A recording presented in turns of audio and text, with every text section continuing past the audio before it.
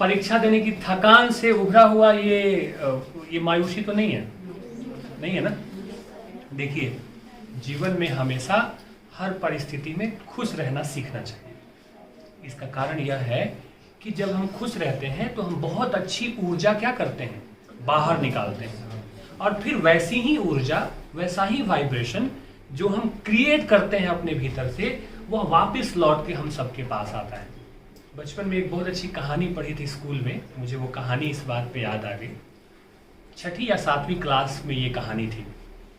कहानी ऐसी है कि एक शीशे का मकान था, शीशे का महल था, बहुत बड़ा कांच का महल, समझ रहे हैं ना। उस कांच के महल में गलती से एक कुत्ता घुस गया, अंदर घुसा तो चारों तरफ शीशे ही शीशे थे। उन शीशों में वह अपनी तस्वीर देखने लगा, प्रतिबिंब देखने लगा, और इतने सारे प्रतिबिंबों को देख करके वह हैरान हो जाता है, घबरा जाता है। उसके ही जैसे लोग उसे चारों तरफ दिखाई देते हैं।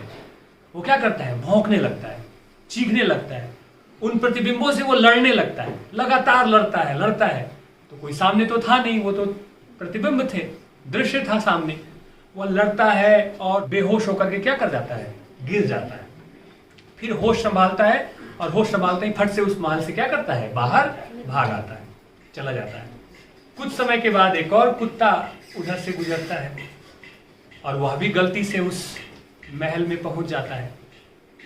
उसको भी अपने हजार प्रतिबिंब सामने दिखाई देते हैं, और जब वह अपने उन प्रतिबिंबों को देखता है तो हंसने लगता है।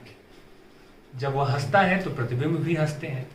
वह खेलने लगता है, जब वह खेलता है तो प्रतिबिंब भी क्या करते हैं, खेलने लगते हैं। पहला कुत्ता जो था वह लड़ रहा था तो प्रतिबिंब भी लड़ रहे थे। यह क्या कर रहा है, खेलता है, हंसता है, पूंछे हिलाता है, इधर जाता है, उधर जाता है, नाचता है।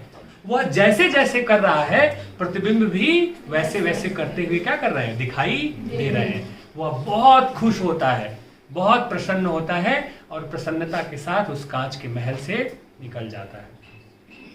कहानी तो खत्म हो गई, लेकिन इस कहानी ने यह बताया कि ये जो पूरी दुनिया है ना, यूनिवर्स है भी, यह भी एक कांच का महल ही। हम जैसी एनर्जी, जैसी ऊर्जा प्रवाहित करेंगे, वैसी ही ऊर्जा वापस हमें लौट करके क्या होती है, मिलती है। जैसे पहला कुत्ता जो नेगेटिव एनर्जी थ्रो कर रहा था, लड़ रहा था, गुस्सा कर रहा था, तो प्रतिबिंब भी क्या हो रहे थे, उसको गुस्से का ही प्रतिबिंब उसको दिखाई दे रहा था, और नेगेटिव होते होते वह बाहर चला गया। दूसरा अच्छी ऊर्जा फेंक रहा था, अच्छी ऊर्जा दे रहा था, तो उसे अच्छी ऊर्जा मिल रही थी।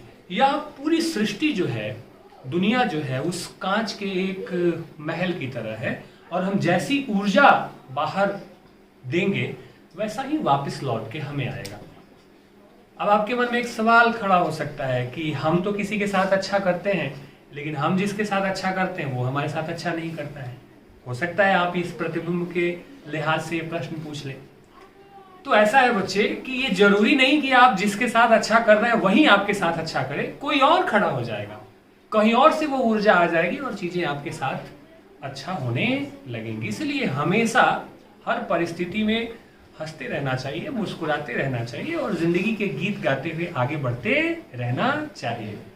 हंसते हुए भी जिंदगी गुजर जाएगी और रोते हुए भी जिंदगी गुजर जाएगी, क्योंकि वक्त को कोई रोक नहीं सकता है। तो जब हम वक्त को रोक नहीं सकते हैं तो हम उस वक्त में मुस्कुरा सकते हैं, खुश हो सकते हैं, जिंदगी के खूबसूरत गीत गा सकते हैं। इसलिए इन मायूस चेहरों को जरा आप समेट लीजिए। परीक्षा खत्म हो गई है और अब नए सिरे से आप लोग जागिए। अब हम बिहारी को, माफ कीजिए, भूषण को पढ़ने वाले हैं। ठीक है मेरे बच्चों, कैसी लगी कहानी आपको? अद्भुत। ठीक है, चलिए।